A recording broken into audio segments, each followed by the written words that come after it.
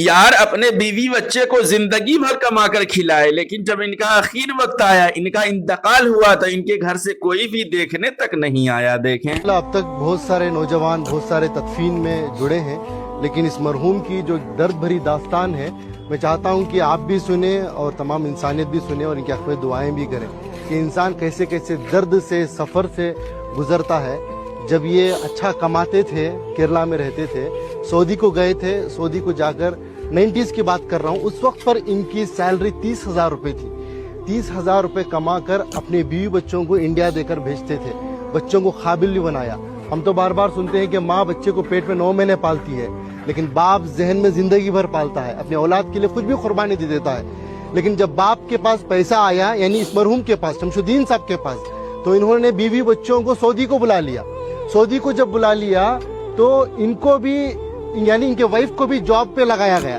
وہ جاب کرنا چاہتی تھی شاید، تو جاب کو ان کو لگایا گیا، تو ان کی سیلری ہو گئی 60,000، ان کی سیلری تھی 30,000۔ پھر کچھ ہی دن گزرے، ان کے پاس کچھ پیسہ آیا، ان کی بیوی کے پاس، ان کو اپنی زندگی سے دور کر دیا۔ یہ ایک دن تھا، یہ اپنی بیٹی سے ملنے کے لیے، اپنے اولاد سے ملنے کے لیے سعودی میں ہی، جو ان کی بیوی الگ فلیٹ لے کر رہتی تھی، وہاں پر جاتے ہیں۔ باپ اپنی بیٹی کی محبت میں انٹری لیتا ہے، جاتا ہے، بیٹی دروازہ کھولتی ہے، بیٹی باپ کو دیکھتی ہے، جیسے ہی باپ کو دیکھتی ہے ایک دم سے دروازے کو موچ دیتی ہے۔ ایک تماچے کی طرح اس مرحوم کے چہرے پر پڑا۔ یہ میں نہیں کہہ رہا ہوں، یہ ان کی خود کی زبانی ہے۔ مرنے سے پہلے، کچھ دن پہلے انہوں نے اس واقعے کو بتایا ہے۔ اس کے گواہ ہمارے عنایت صاحب ہیں، کہاں ہیں؟ ہاں، یہ ہیں۔ یہ بتا یہ رہے ہیں کہ سعودی سے دل دکھنے کے بعد، درد ملنے کے بعد، بنگلور کے ایک ٹاپ ایریا میں ایک بلڈنگ میں ایک مینیجر کے طور پر کام کرتے تھے۔ یہ خود اس کے گواہ ہیں کہ ایک ملٹری کی طرح سسٹم تھا ان کا۔ بس میں انسانیت سے یہی بات کہنا چاہتا ہوں کہ دولت تو کمانا ہے، وہ مقدر کی ملے گی، لیکن اپنے رشتوں کو بنائیں، پہلے اپنے بچوں کو، اپنی اولاد کو مسلمان بنائیں، انسان بنائیں۔